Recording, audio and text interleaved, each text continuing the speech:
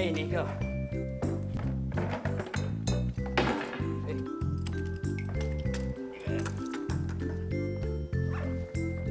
Uh, Salamat, Nico, ha. Wala pong anuman. Ba, mabutit buhay pa pala ang likas na ugali nating mga Pilipino. Ay, salamat ulit.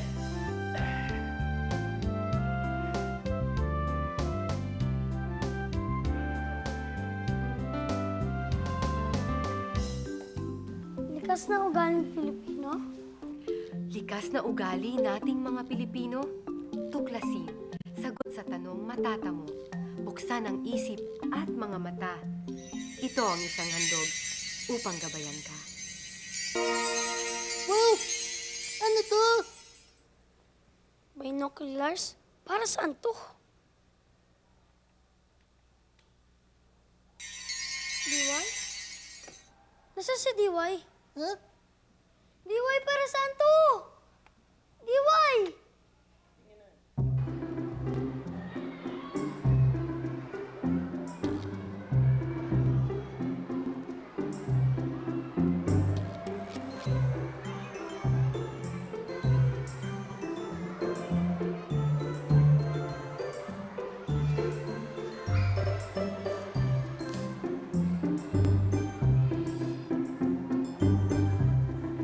Binoculars to eh. Diba ito yung ginagamit pag may pinapanood ka sa malayo? Gabay daw. Ano kaya ibig sabihin ni DY? Siguro dapat kumain muna tayo. Yan naman ang sagot mo sa lahat, Bobby. Kain.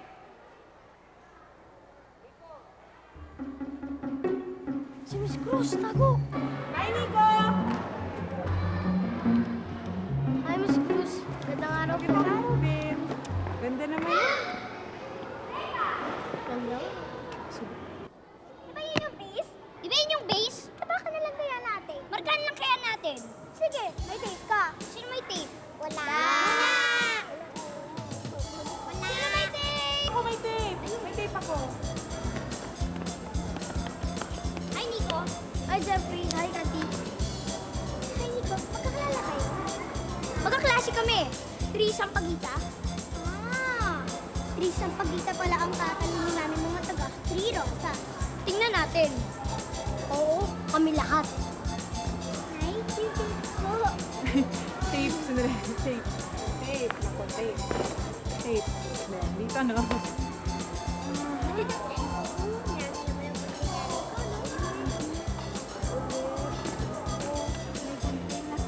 Ito. Yan, anak. Tape. Kinay.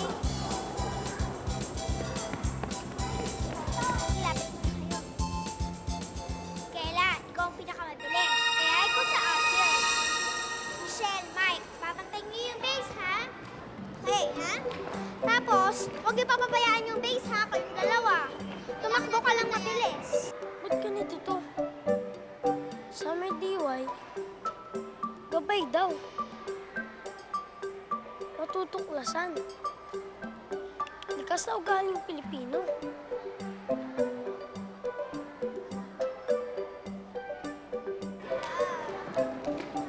Ugaling Pilipino? Anong ginagawa nila? Nagsasalita yung isa, tapos yung iba nakikinig. Kailangan kayo, pakandak niyo yung base, okay? Kailangan natin na... Paggalang.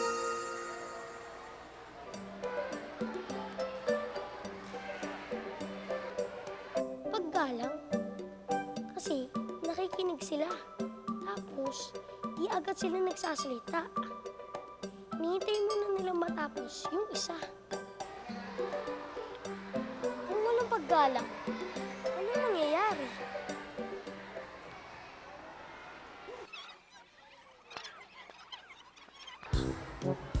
Kela, ikaw ang pinakamabilis. Ayoko! Kailangan nga ganito eh! Ayoko!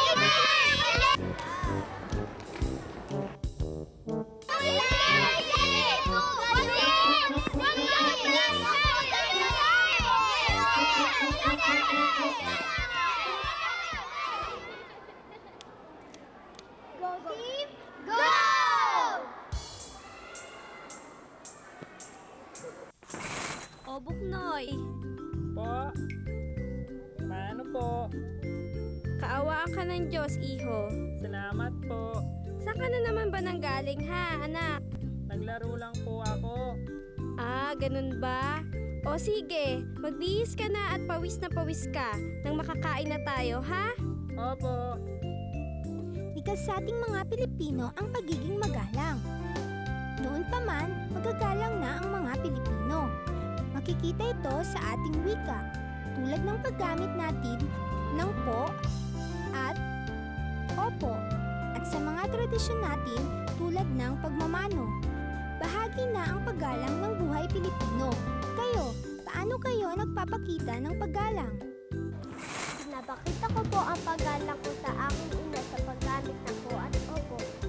Pinapakita ko po ang aking paggalang sa aking guro sa pamamagitan ng pagtaas ng kamay tuwing siya'y nagtatanong.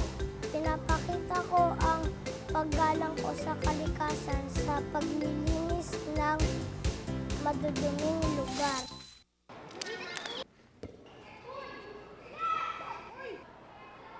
Uy, si Miss Cruz!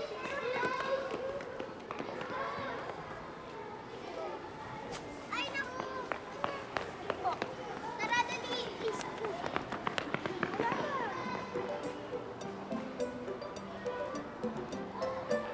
Ito pa yung mga baso. Ilagay mo ibig. Sige, mauna muna ang juice, ha?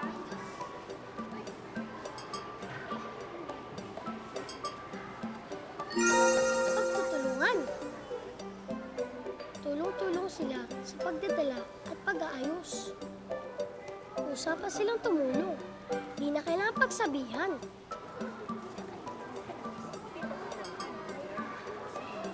Dali lang kami. Iaayos mo pa nga ang tinapay. Tara, oh. Pinakalas. Sino pa gusto ng tinapay? Papa, gusto ng tinapay. Pa, sige, may marami pa naman yan. Iba-iba yan. Tapos na yung plastic. Ikagay mo na yan. Wala na.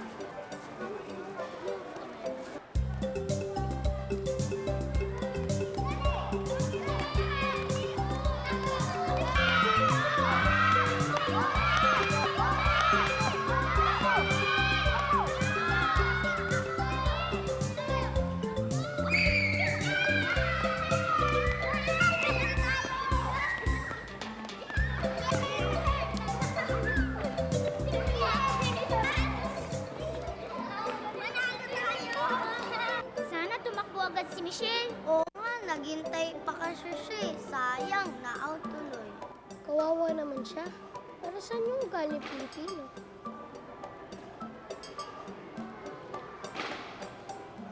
Lang yan, Michelle. Okay lang yun, Michelle. Oo nga. Ha? Ay. Go team! Yan na lang yun, Michelle. Ano kaya yung galing Pilipino yun? Pinanggagaan nila yung loob ni Michelle? Kasi naisip nila siguro. Pakaramdam ni Michelle, napaya siya. Tama naman talaga na iniisip natin at binibigyang halaga ang damdamin ng iba. Tapos may ginagawa tayo para gumaan ang loob nila. Ganun talaga nagmamalasakit. Pamamalasakit. Likas din sa Pilipino ang mga ugaling pagmamalasakit. At pagtutulungan. Isang tradisyong Pilipinong nagpapakita ng pagtutulungan ay ang bayanihan. Sama-sama, tulong-tulong ang mga miyembro ng pamayanan na buhatin at ilipat ang isang bahay. Sa ibang probinsya naman, ginagawa ang pagtutulungan na ito sa paggawa ng barko o pagtayo ng bahay. Lahat ay tumutulong na walang hinihintay na bayad o kapalit. Hanggang ngayon, buhay sa Pilipino ang pagtutulungan, maging sa bahay Eskwela o kahit saan.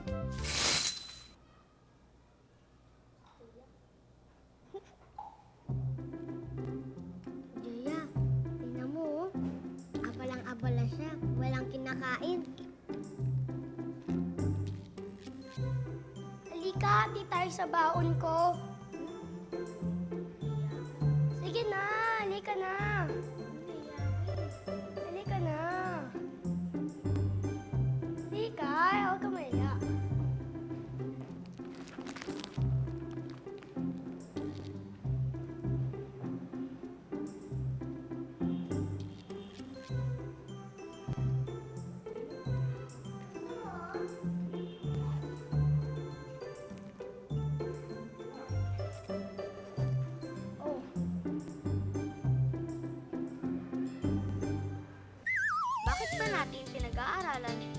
likas ang mabuting ugali Pilipino? Siguro para gawin din natin sa buhay natin. Bakit nga? Siguro kasi, halimbawa nakatulong tayo sa ibang tao, nagmalasakit tayo sa kanila, para rin maganda yung nararamdaman nila. Siguro kasi din, mas maganda ang nagiging samahan pag lahat maganda yung ugali. Oo, diba? Pag ang pinapakita sa atin, hindi magandang ugali, ayaw natin. Kaya nga, do unto others what you want them to do unto you. O nasa Bible yun alam ko yun. Ganon din ang tinuro ng Koran sa amin na dapat tinatrato natin ang ibang tao kung paano natin gustong tratuhin ka. Kasi kapwa-tao natin sila. At iisang may kapal ang naglikha sa atin lahat. Sabi ng nanay ko, likas na ugali din ng Pilipino ang pagmamahal sa Diyos. Kung mahal natin ang Diyos, gagawa tayo na ikatutuwa niya, tulad sa magandang ugaling Pilipino. Pero kung minsan, mahirap din gawin yung mabuti. Diba? Kaya ako, natutuwa ko kasi sabing likas sa Pilipino yung magandang ugali. Kasi parang iniisip mo, kaya mo din siguro. Kasi Pilipino ka. Parang nasa loob mo na. Kailangan mo lang hanapin. Buhayin natin ang likas at katanging-tanging ugaling Pilipino.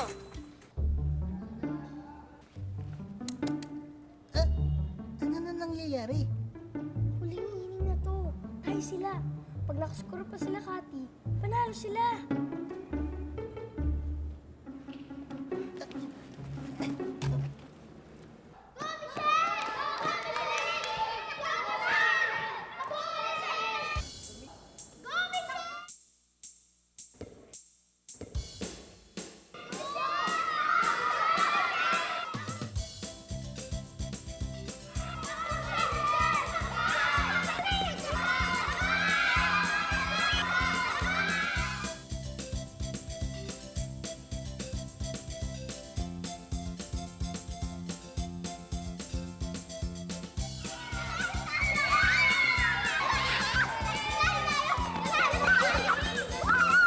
Ba't kayo natutuwa? Na-out nga kayo. Hindi set si Michelle at panalo na kami. Paano kayo mananalo? Na-out nga si Michelle. Natouch siya bago siya tumapak sa base. Hindi tumapak muna si Michelle bago siya natouch. Out siya! Save siya! Mami, out po siya Oo nga po. Natouch ko siya. Hindi po siya tumapak ng base. Ma'am, safe po ako. Nay, tumapak po muna kami sa base bago siya natouch. Naku, paano yan? Hindi ko nakita. Anong gagawin natin? Nico? Nakita mo ba? Nanonood ka May binoculars ka pa nga. Di ibig sabihin, kitang-kita mo. Ano, Nico? Nakita mo ba? Ano? Nakita mo ba? Nico? Kailangan ni Nico sabihin kay Kati ang totoo. Kailangan sabihin ni Nico ang totoo kasi ang bata ay bawal magsinungaling. Oo nga. Kaya lang, matatalo yung mga kaklase niya. Paano kung magalit sila sa kanya? Kailangan sabihin ni Nico ang totoo kahit magalit sa kanya ang classmate niya. Kailangan sabihin ni Nico ang totoo dahil ito ay tama. Kailangan sabihin ni Nico ang totoo kahit na matalo pa ang team nila. Ano? Oo. Ano? Out mo siya o safe? Safe.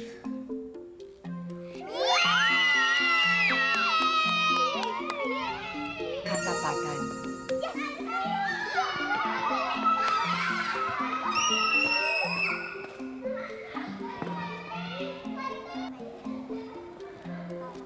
Kung yan yung totoo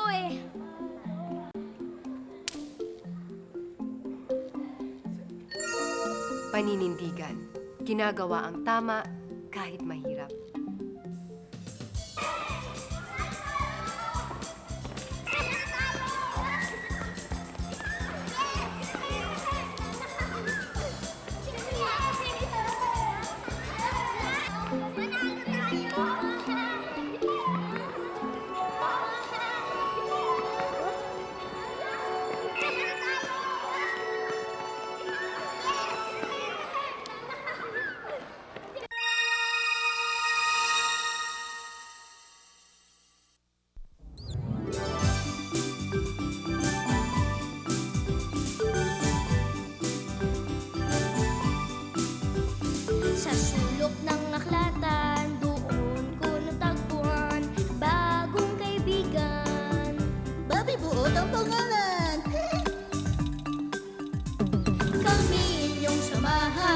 pamana ng bayan. Iba't ibang kaalaman, tugasin ang pamana ng lahi. Silid na mahiwaga, kasama ng diwata. Sa bahay